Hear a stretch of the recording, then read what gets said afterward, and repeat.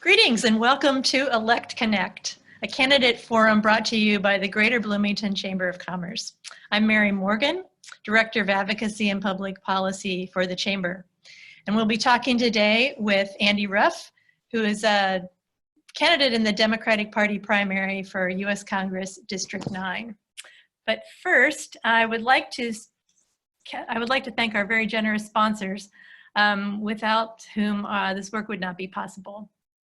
So big thanks to German American, Bunker & Robertson, City of Bloomington, Hoosier Energy, Indiana University, and Smithville. And again, we'll be talking next with Andy Ruff. He is with the Democratic Party and running for U.S. House of Representatives, District 9 seat.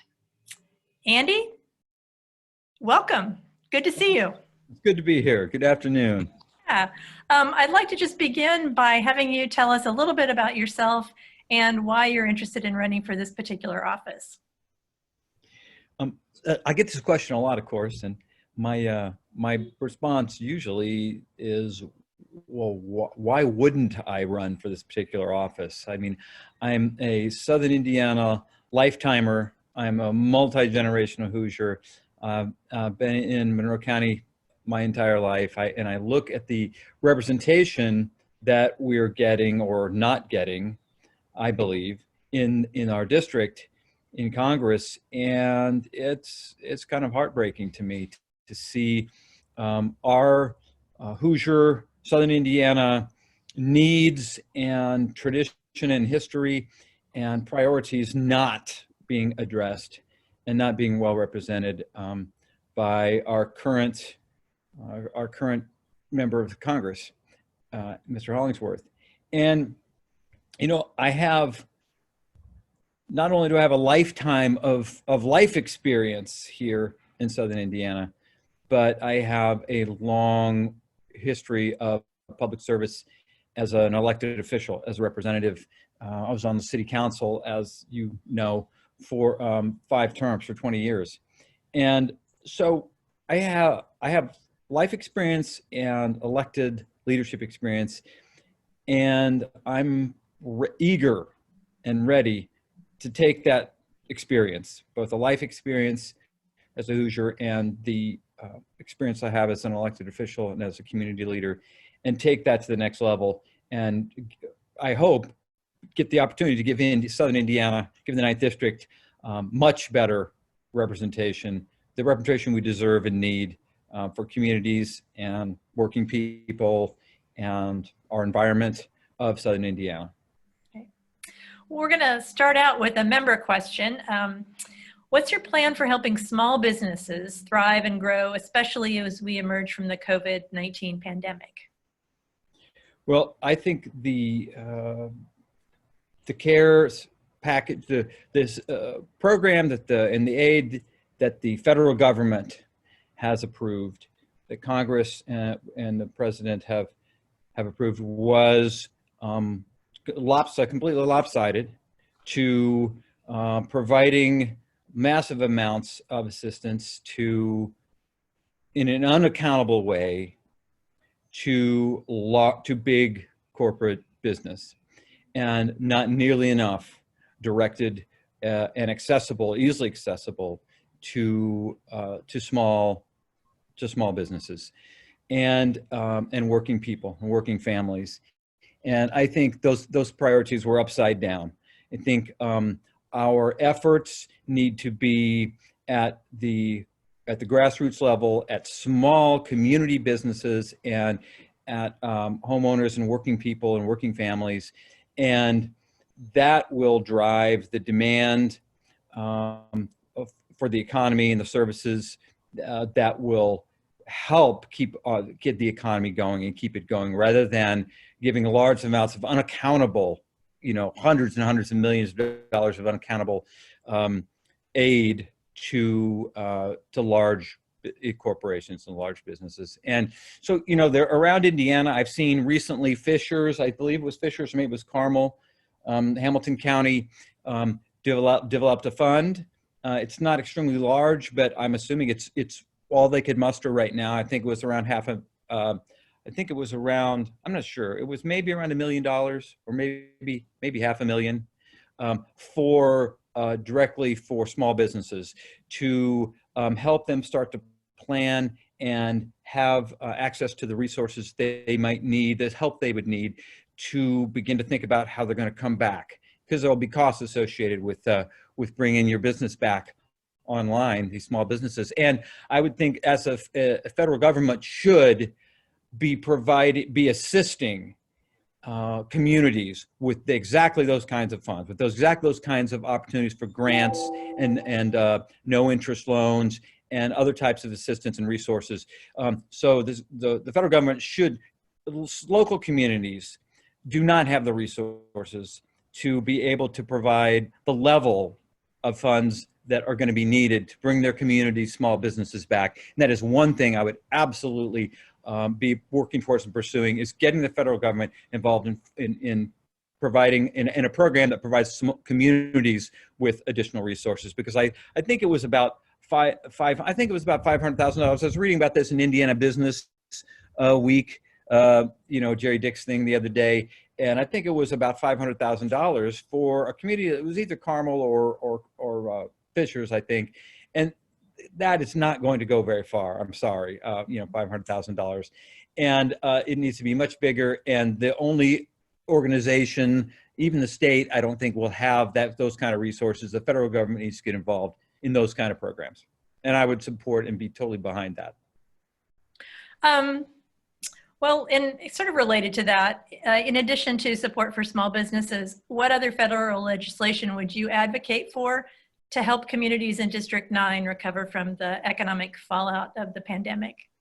Well, for one thing, I would be supporting Medicare for All, universal health care, that will take that burden off of businesses to be providing health care, and ones that don't, to have a healthier workforce, a more productive workforce that can be concerned about bringing our economy back and not worried about how they're going to address their and their families' healthcare needs.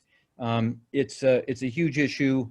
We absolutely have to have universal single-payer healthcare in this country, I believe, if we're going to be competitive economically, business-wise, not to mention healthier. And not to mention that I believe that healthcare in this day and age, in a country like the U.S. is a right, not a privilege, not a benefit, not an employee benefit.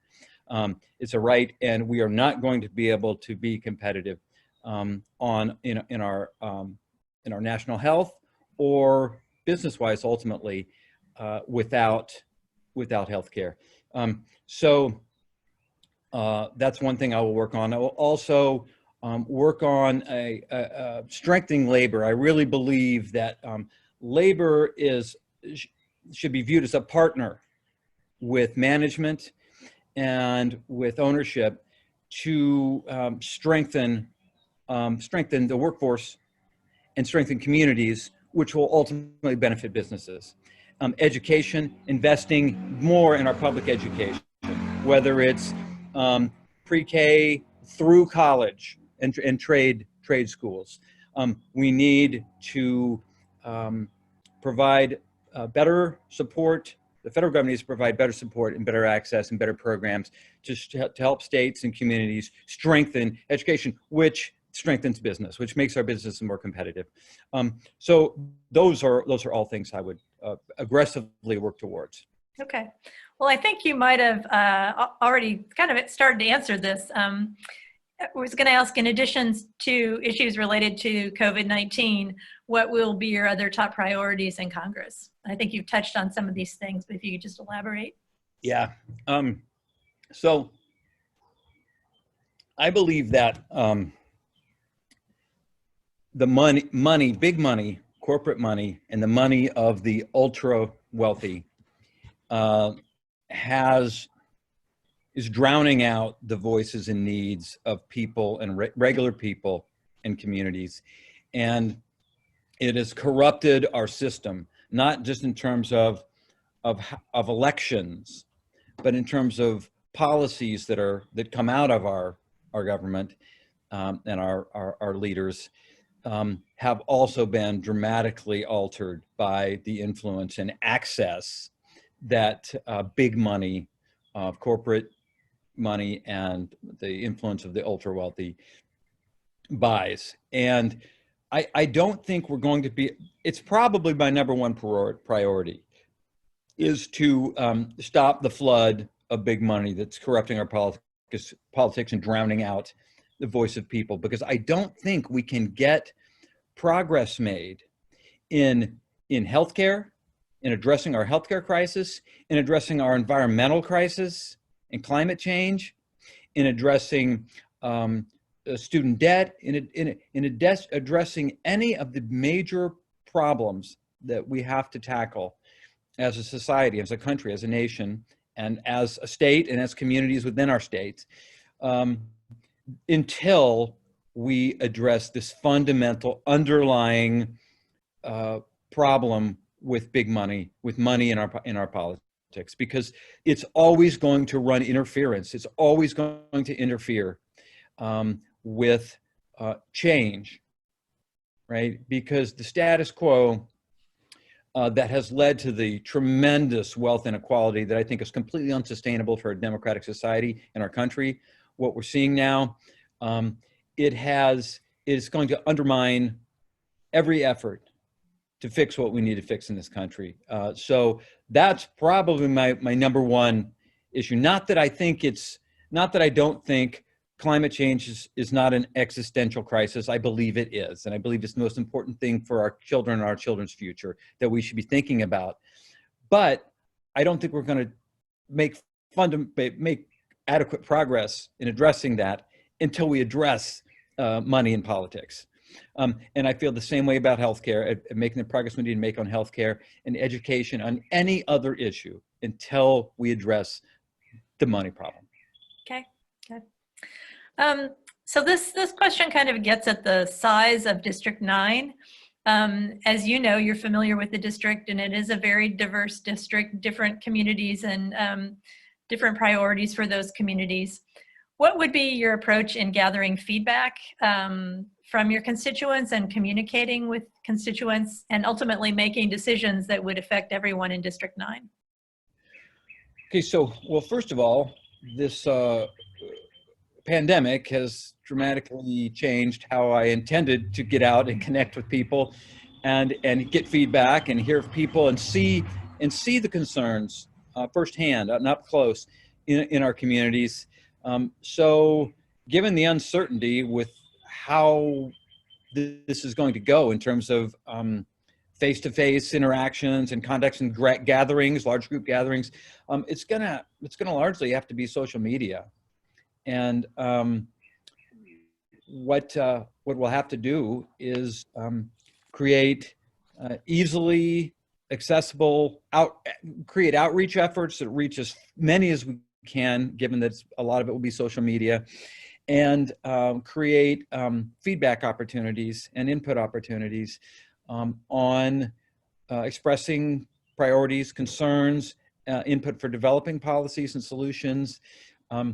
That is something I've been thinking about a lot for the last several weeks, now that the plans to get out and really connect face-to-face and personally with people I was really planning to spend this whole summer at fairs, at county fairs, really connecting with people. And I mean, who knows if that's actually going to happen now?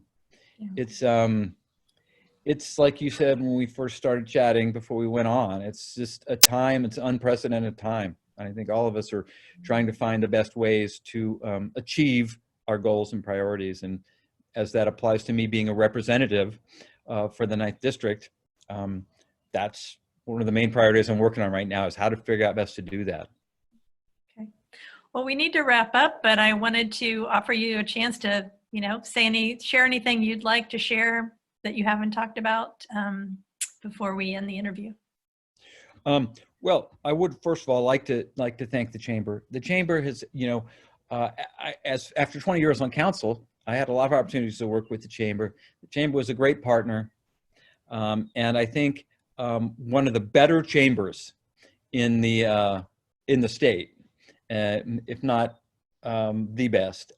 And whether it's a Franklin initiative or all sorts of initiatives, these efforts to connect and educate the public on issues and on candidates politically, but on other community issues, it's been a fabulous effort. And I really respect and appreciate everything the Chamber does. And over the years, I had a lot of opportunities to work with the Chamber and through the Chamber on things. The only other thing I would say is, it goes back to our current representative. I think his recent comments about putting on our big boy and big girl pants and just getting right back to work, I think it's representative, it's reflective of his distance from regular people. It's easy for Representative Hollingsworth, who's one of the richest members in the entire Congress, which is a lot of well-to-do people. He is around, I think he's in the top 10 of the ultra wealthy of Congress.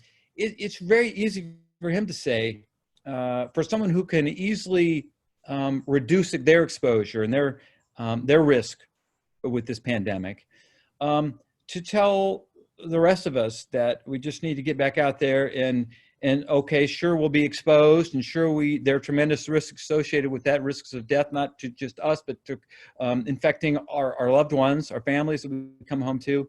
I think it's another example that he's not in touch with the needs and the situations of regular people.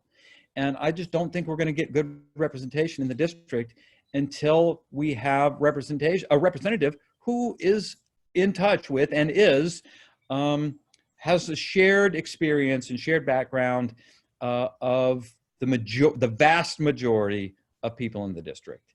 And I think I would ask people to think about Representative Hollingsworth's comments recently about putting on a big boy and big girl pants and getting back out there as just not something isolated, but another example of him wanting to move forward with dismantling the Affordable Care Act, even though there was nothing else in place.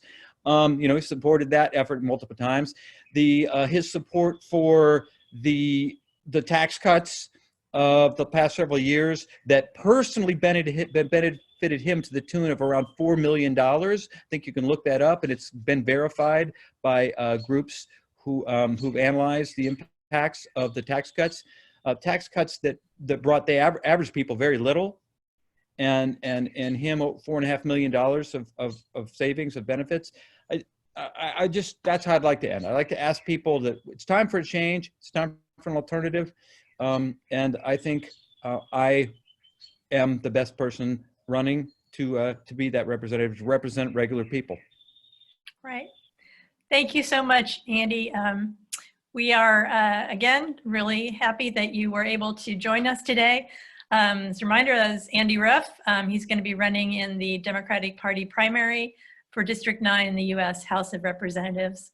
One final shout out to our sponsors of Elect Connect, German American, Hoosier Energy, Smithville, City of Bloomington, Bunger and Robertson, and Indiana University. We value that support to be able to bring you events like these virtually or in person, hopefully someday. And then finally, just please remember to vote on June 2nd in the primary election. As you may know, all voters now are eligible to vote by mail. We would encourage you to do so. Please check out monroecountyvoters.us, which is the Monroe County election site, for more information. And the Chamber will also be providing some information on candidates, including these videos, at chamberbloomington.org/2020-primary-election. Thank you very much.